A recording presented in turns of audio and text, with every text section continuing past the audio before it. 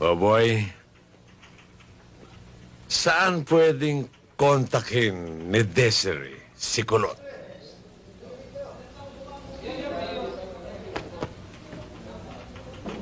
Narinig mo sinabi ko?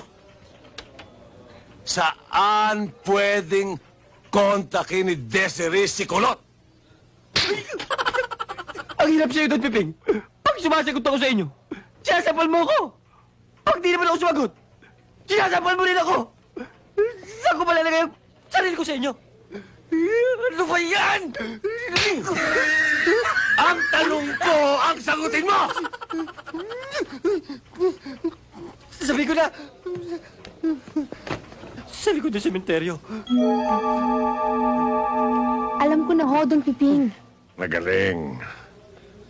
Oo, ngayon, alam mo nang gagawin mo, ha? Oho.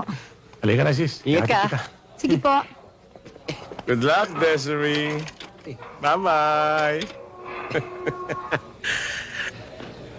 Oh, boy. Don Piping? Bakit sa kanya mo sinabi? At hindi sa akin!